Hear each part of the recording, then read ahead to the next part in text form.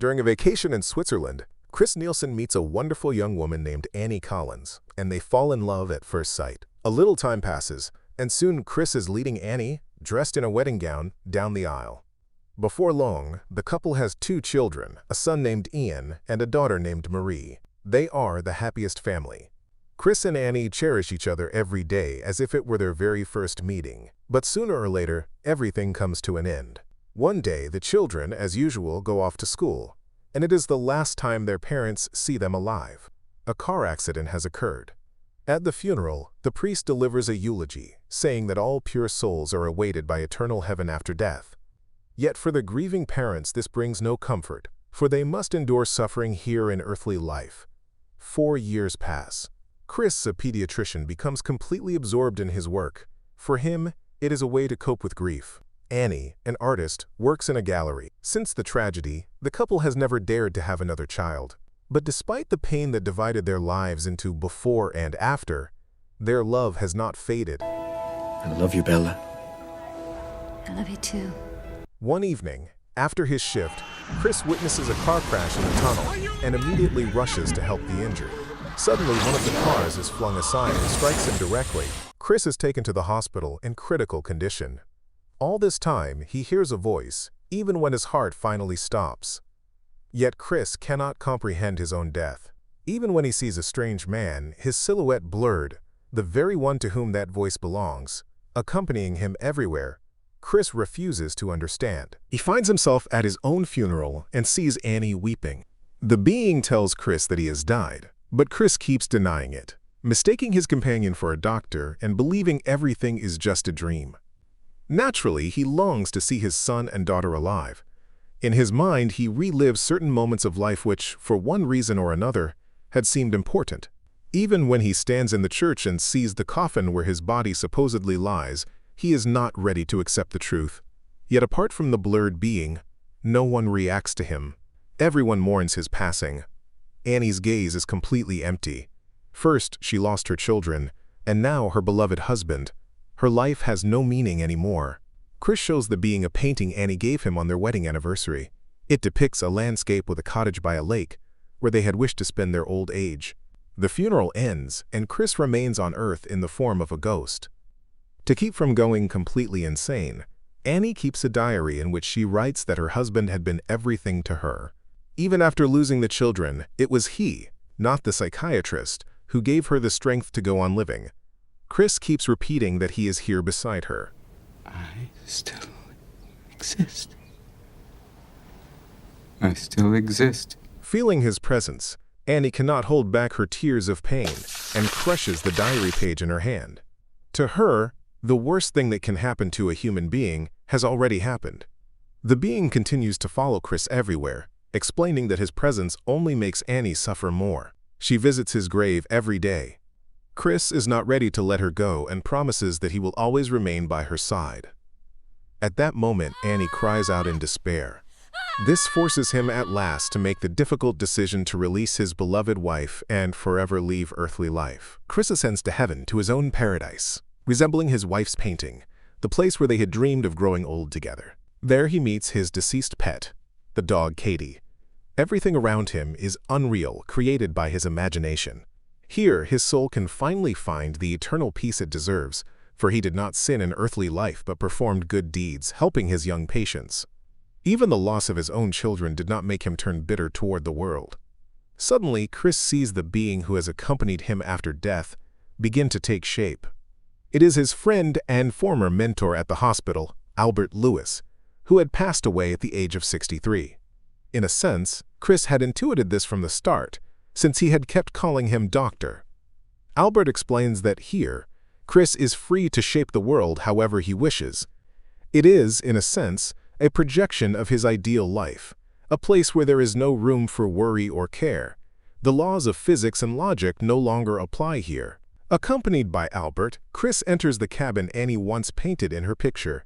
It is no surprise that his subconscious chose this very place as his personal heaven. Chris is only beginning to adapt to this new world. Albert teaches him to believe that everything around them is not merely canvas and paint, but real. Everything will be exactly as they desire. Chris asks Albert where God is. Albert replies that he is somewhere out there, even higher. Meanwhile, Annie, consumed by depression, paints a bleak landscape. She believes her beloved can hear her and feel everything she feels.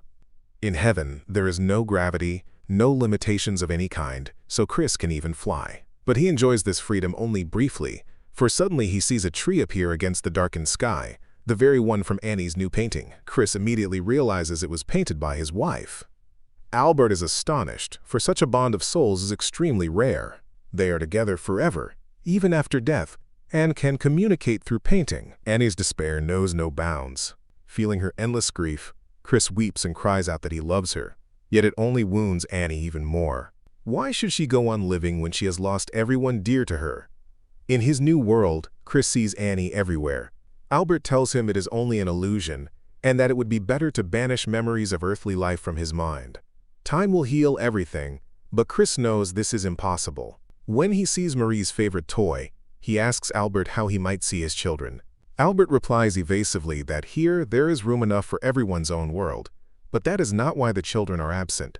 However, if Chris longs for it strongly enough, he will see them sooner or later. He recalls how he once cared for Marie when she was ill, never imagining that everything might end so unjustly. Now Chris is trapped in this world of illusions. This time, instead of Albert, an attractive woman named Leona appears. In earthly life, she had been a flight attendant, and she leads him to a wondrous afterlife city where souls coexist together so as not to be lonely. Here, one can even work. Albert, for example, rescues lost souls, those who are in hell, and Leona takes care of animals. According to her, hell is not as terrible as people say. For Annie, even living a single day is an immense ordeal. She has lost everyone in a car crash and melancholically jokes in her thoughts that perhaps it is time to buy a bicycle. Leona explains to Chris that sometimes souls return to Earth and are reborn, reincarnated. She asks Chris to talk about his daughter, to lighten the burden on his soul. He recalls how Marie once asked him what awaits us after death. Would it be heaven? At the time, Chris answered that heaven was most likely nothing more than a beautiful fairy tale. Leona reveals that in her earthly life she had been different. Once, while flying on a plane with her father, she saw a beautiful Asian flight attendant with a badge reading Leona. The girl liked her so much that after death she wished to look the same. At that moment, Chris realizes that before him stands his daughter Marie. In tears they embrace. Annie, however, understands that she no longer has any reason to live on Earth. She had love, she had children, and now all of it is gone. So she writes a farewell note, though she has no one left to bid farewell to. Chris thanks Albert for helping him find Marie. There are no words to thank you for finding Marie. But joy soon turns to dread when he notices tears on Albert's face. With regret, Albert tells him that Annie has died. She has voluntarily left her life, and this means that she and Chris will never meet, for those like Annie end up in hell. Chris erupts in fury, unable to understand why his wife must be condemned to spend eternity in torment. She was not guilty of anything but being unable to live without her soulmate. Albert explains that here there are no judges and no defendants. Each person has their own hell. It does not have to be fire and brimstone. Those like Annie create terrifying afterworlds born from their own pain. Chris is determined to rescue his wife from hell, though Albert insists it is impossible. No one has ever succeeded. However, seeing Chris's determination, Albert agrees to help and finds a guide for them. He warns that even if they manage to find Annie, she is unlikely to recognize him. It is stronger even than love. Chris will only be able to say farewell to her, and perhaps in that case, his soul may finally find peace. They set out across the dark waters on a ship with red sails. Chris notes that in earthly life, Albert had never been so compassionate and empathetic. A storm begins. The guide, who in earthly life had also been a doctor, says that the storm is not the true danger. The true danger is losing one's mind. At that moment, suffering souls rise from the dark waters, surround the ship, and overturn it. Chris recalls how his wife once reproached him for demanding too much from their son. Indeed, Chris often pressured Ian, insisting that he study harder and live up to his parents' expectations. The boy had felt sad because his father did not understand that they were different. The three are cast ashore together with the wreckage of the ship. Chris sees ruins everywhere. The guide explains that these are the gates of hell, and they head straight toward them. At that moment, Chris realizes that before him stands his son in the form of Albert. He remembers giving the funeral speech for Ian and Marie, and feels the sorrow of knowing he had not always supported or understood his son. But time cannot be turned back. Some things cannot be changed. Chris does not allow Ian to enter the flames of hell. They embrace, having found each other once again, but the guide decides that Ian will not go any further with them, because thoughts of his son weaken Chris's mental connection with Annie. Before saying goodbye, Ian tells his father not to listen to anyone, that when he finds Annie, he must take her soul out of hell, even if others say it is impossible. That is why Ian chose to appear in the form of Albert. He was the only one Chris had ever listened to, but now Chris must listen to his son and remember the words he spoke after Ian and Marie were gone. Those very words saved Annie then, and they will save her again. Chris and the guide continue their journey, seeing suffering souls all around. The man remembers how, after the tragedy, Annie had wanted a divorce. She could not understand how he had found the strength to go on living. At that time, Chris had said that he loved the children just as much as she did. But they were gone. He decided to be strong because now the choice was only theirs, surrender or go on living. And Chris chose to go on living. Chris and the guide descend by a special lift to the required level of hell. From there, Chris must continue the journey alone. Beneath his feet, the doomed souls moan, and in one of them he recognizes his father. Yet the man quickly realizes that in truth it is not his father. It is a sea of faces within which Annie's soul is lost. When Chris sees his wife, he rushes toward her, only to fall through the floor and plummet endlessly, never ceasing to think of Annie. The guide appears again. Chris understands that he has found himself in a grotesque version of the home he once shared with Annie. The guide reminds him that it is an illusion. Those like Annie suffer deeply after death and create nightmares around themselves. All Chris desires is to reunite with his wife as quickly as possible, which makes him act recklessly and without thought. Therefore, the guide reveals that he is, in fact, Albert Lewis.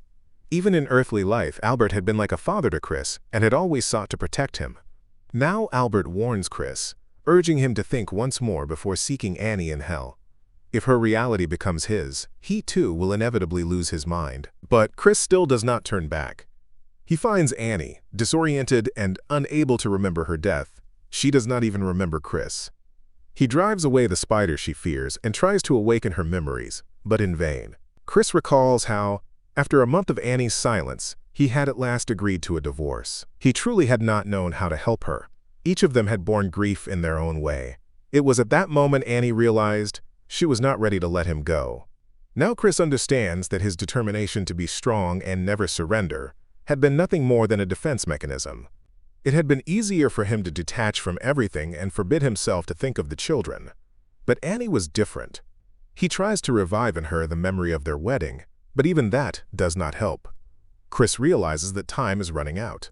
He says he wishes only to remain with her forever, in the house by the lake, in their own private heaven. Chris thanks Annie for her kindness, for their children, for their first meeting, for being the one with whom he had wanted to spend his entire life. She was his life. Albert had known it would come to this.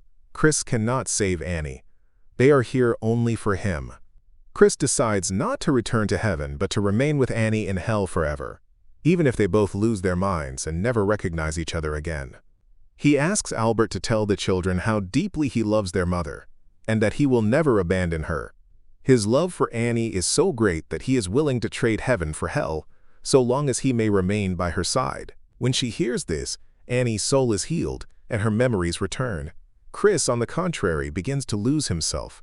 Her nightmare has become his. Annie begs her beloved not to give in. She ascends to heaven, taking him with her.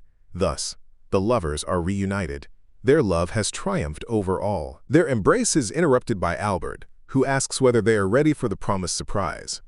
At that moment, their pet and their children appear, restored to their former selves. What more could one ask for to be happy? Soon, Chris suggests to Annie that they return to Earth, to be reborn, to meet each other, and to fall in love all over again. Their souls are bound, and so their meeting is inevitable. In the final scene, we see Chris and Annie, still children, meeting once again under circumstances much like those of their past life. Thank you for watching. Don't forget to like and subscribe. See you on the next video.